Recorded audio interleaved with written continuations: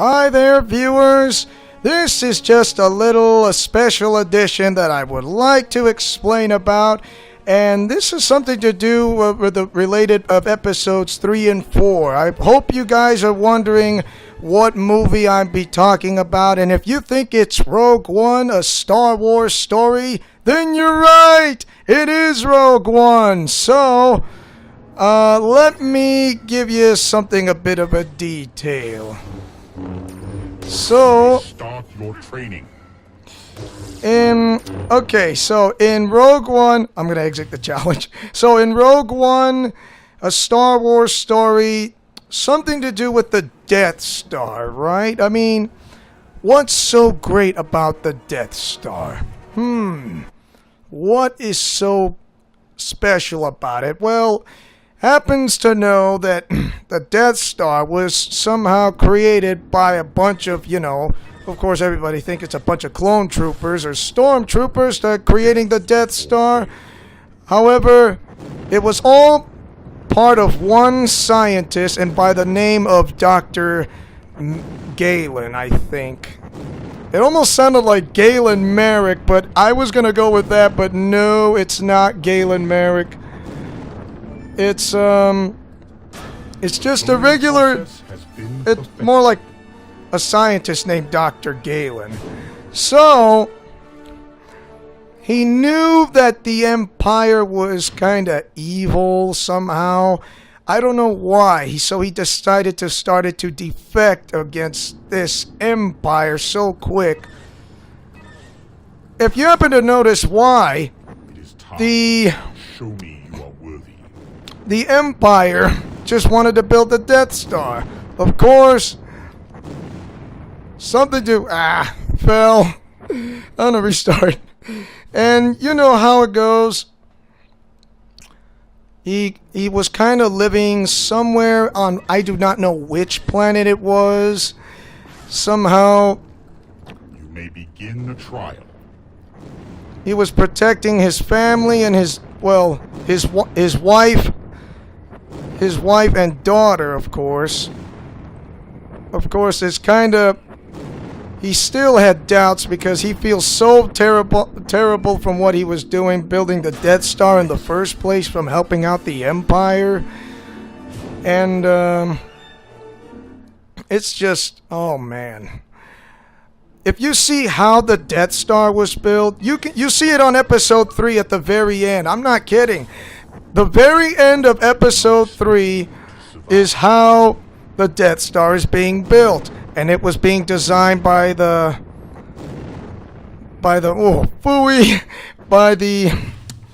one scientist who kind of put production plans in place.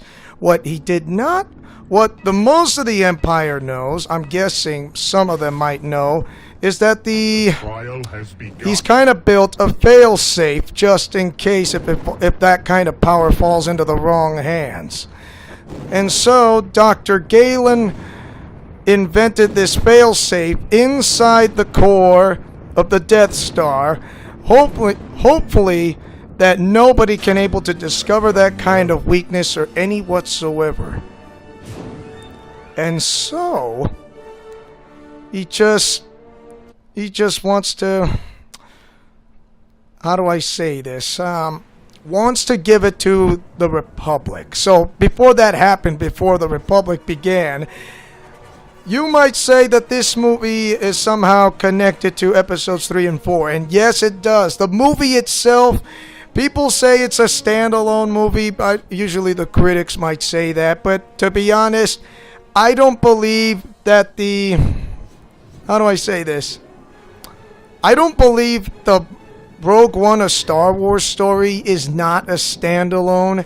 It doesn't feel like a standalone movie. It really doesn't. I mean, if it was, it would have had its own universe on its own, like Spider-Man: Web of Shadows. But instead, it's not a standalone movie.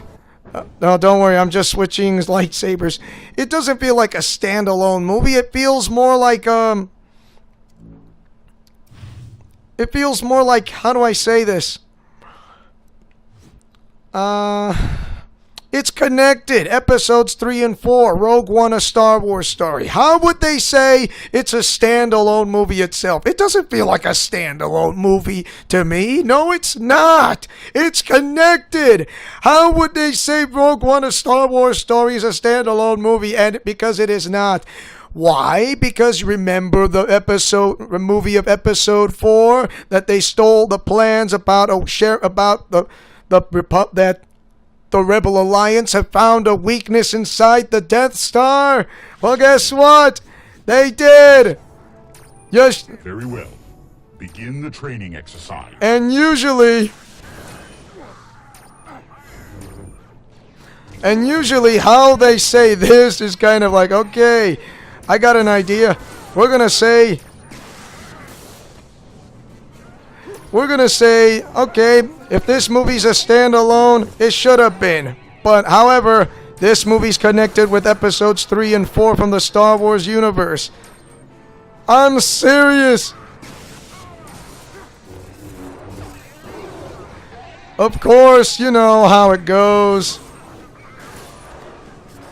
This is just a little bit of a spoiler alert if you want to know. So anyways, of course, if you've seen the movie of Rogue One, A Star Wars Story, I mean, it's a really good movie. I've seen the whole thing to try to keep some of it to a minimum. Oh my. It is just fantastic.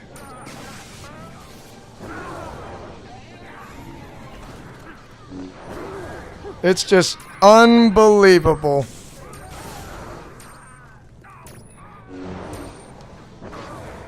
You have no idea how good that movie is. And usually how I say this, very good.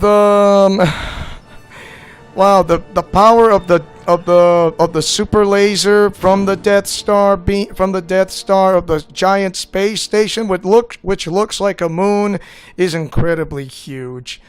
Of course, there was the movie itself from Rogue One, A Star Wars Story has brought a lot of throwbacks. So many throwbacks. It had Biggs and Porkins. It had Biggs. You know, Luke's friends. I mean, unbelievable. Can you imagine how that happens? I mean, that is incredible. It is just absolutely amazing.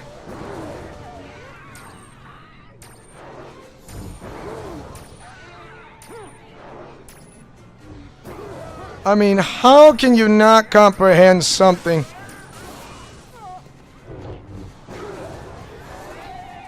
It is absolutely amazing.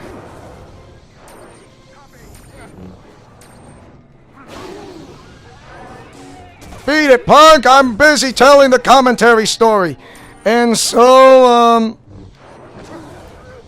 it's just absolutely amazing. I mean, of course, the ending is kind of a sad story ending, but a great way to start the Rebel Alliance of the Rebellion. However, usually that Rogue One, A Star Wars Story is a standalone, which I told you, it's not a standalone. Not only this movie is connected with episodes 3 and 4, but also the game of Star Wars The Force Unleashed. The first game, not the second, the first.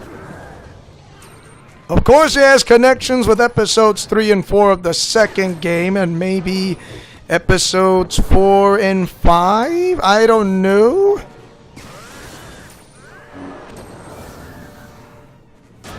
Your performance is adequate.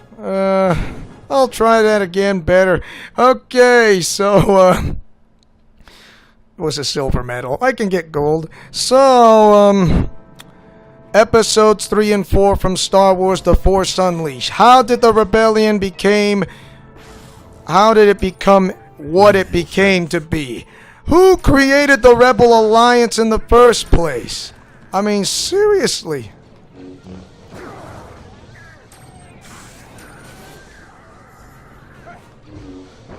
I mean, whose idea was...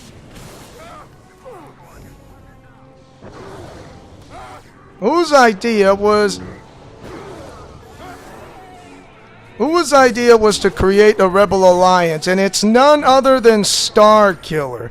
Why did he create this alliance?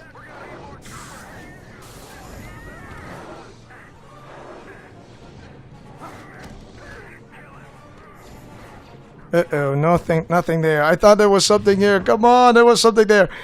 So, usually, the Emperor, or Darth Vader, was trying to find each and every last council member of the Senate who went against, against the Empire's wishes by not, by not fulfilling the promises of what it is.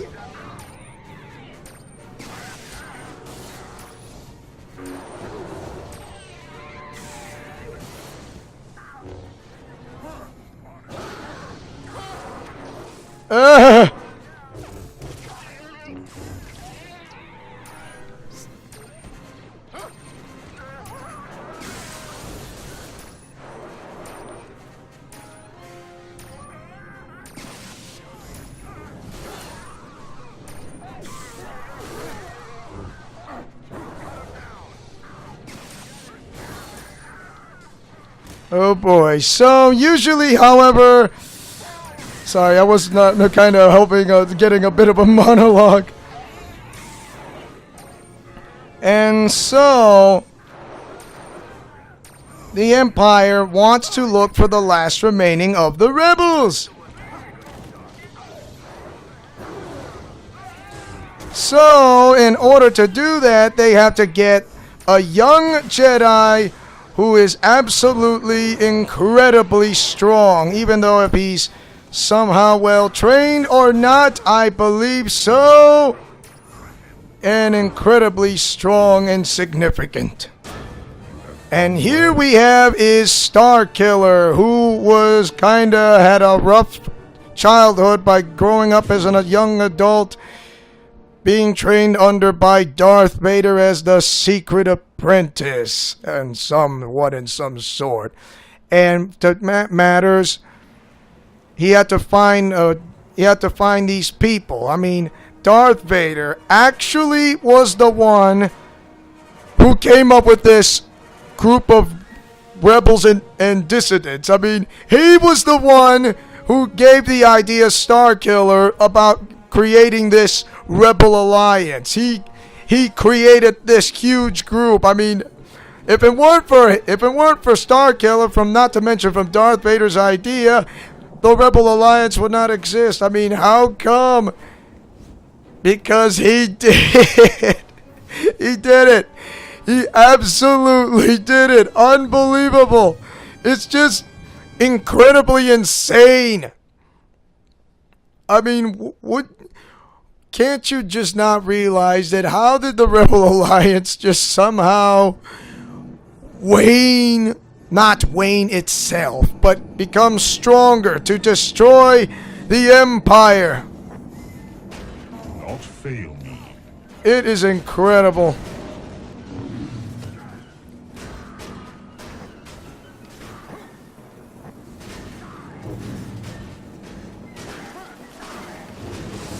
Eat it, fellas!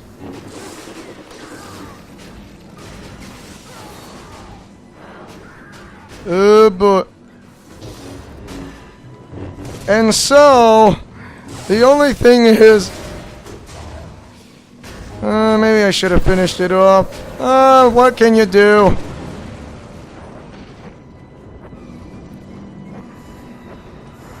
You are surrounded by rebels.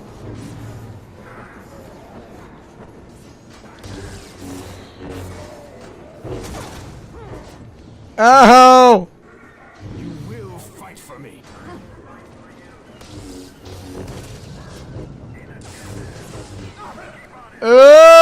So, oh boy. So the thing is, Your commander is a spy. There's a spy in our midst.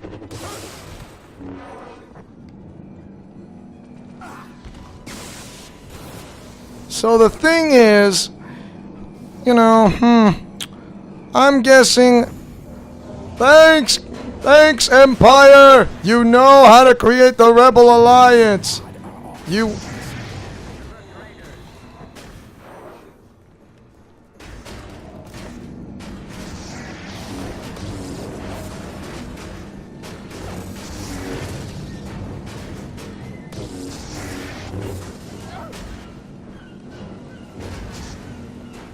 Whoa! I'm so gonna lose. So the thing is, if it weren't for the Empire by telling to find the the Rebel Alliance would never come to existence.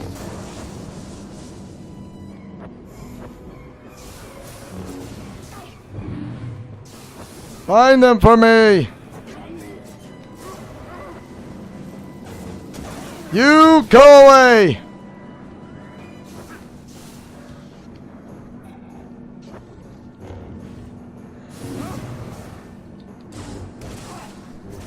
I guess suppose somehow that the Empire from the Emperor really likes to find these people and getting rid of them as much as possibly as they could. I guess this feels like you need to find someone.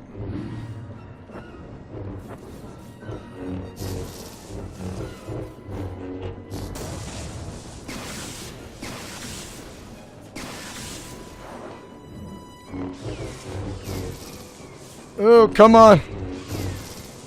Wow. Either that or it's glitched. Oh, well. So, it's... You may not guess or notice, but I do believe Star Wars The Force Unleashed and Rogue One: A Star Wars Story are not both standalone games. If it was a standalone, it would have got a universe on its own. However, it'll still say Star Wars, but no, it's not a standalone. It should have been, but instead, they had to go with not the standalone.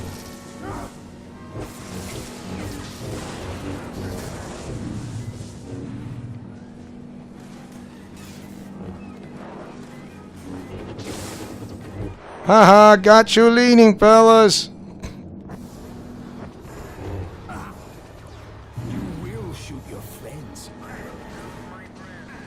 You are a You will shoot your friends. Ow! Help! Yeah!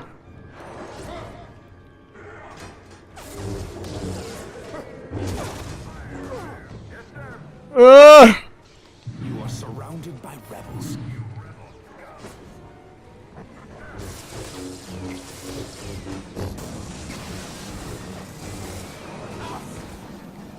Oh boy, sorry fellas. Your commander is a spy.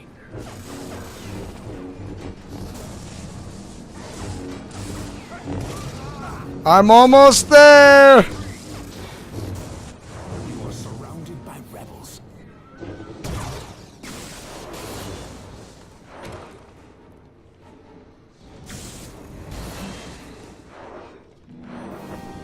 I'm guessing how like the people say that it's a standalone. It's not a standalone. Attack your allies.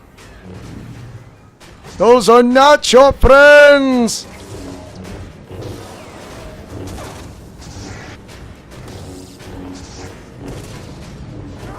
Owie!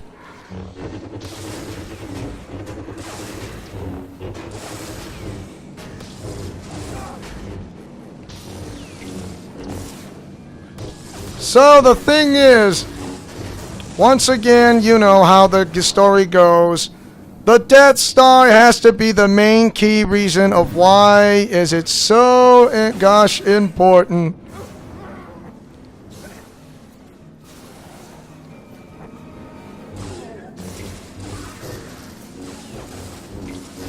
Take that, acolytes of Ben or whatever you are.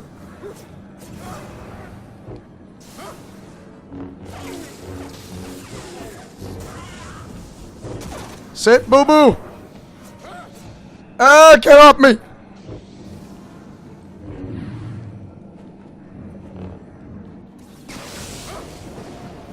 You are going to sit down and do your homework.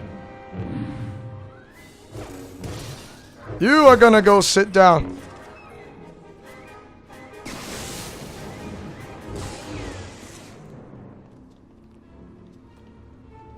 Oh, come on. There you go. So they and got you, lady. Thank you. Oh. Thank you. You are learning. Ah, Padawan. Funny. I could try that better. So yeah, I would say episodes 3 and 4, Star Wars The Force Unleashes 1 and 2, and Rogue One, A Star Wars Story are definitely connected. There's no doubt about it. Not fail me.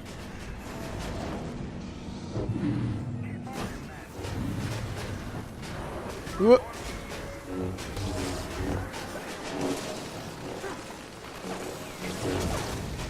Whoa!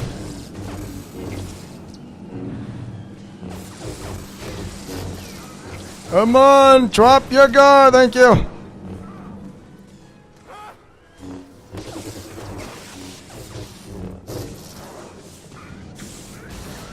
Go away, mister. Now let me through so I can clear it.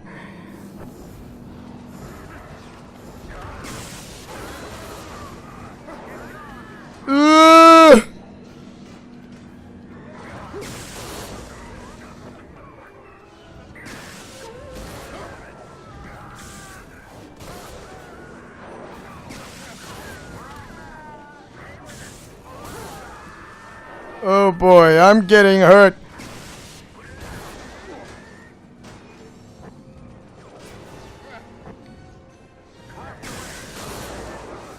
Come on, you fools! I'm going down! Ah!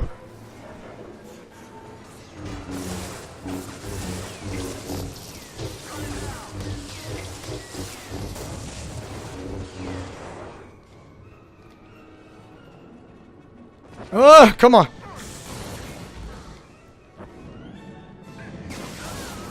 Drop!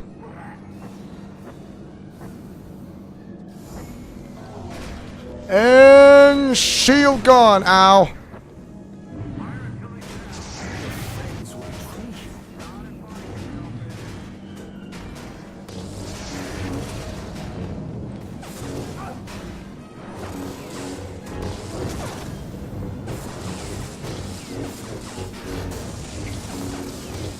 Come on, almost there. Time extended.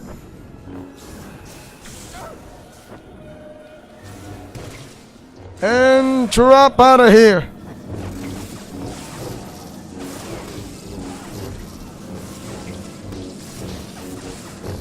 Oh boy. If I can only manage.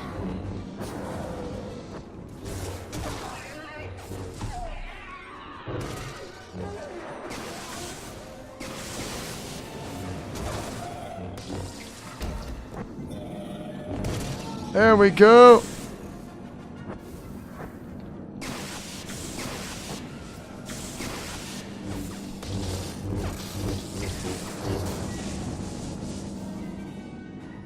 Ooh, wait for it completed, and we got it!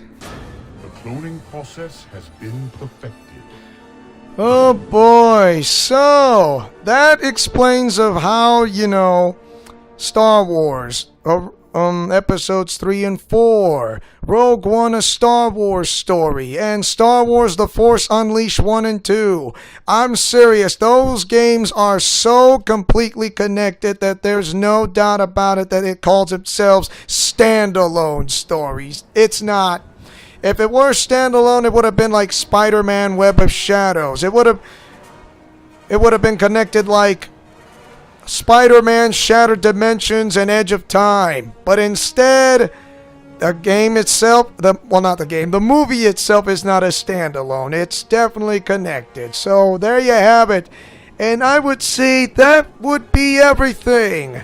Sorry for the moments of silence because I was trying to concentrate on fighting the bad guys.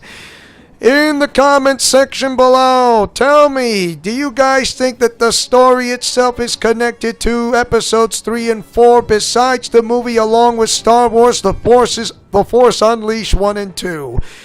If it's a standalone game or not, I would say, that's my opinion. It doesn't feel like a standalone to me. It feels like it's connected. So yeah, it's a connected universe to those movie storylines and the game itself. So anyways, I'll see you guys later. Don't forget to like, comment, favorite, and subscribe. So until then, this is Leo Wolverine saying and speaking as always, Godspeed, play safe, and shalom.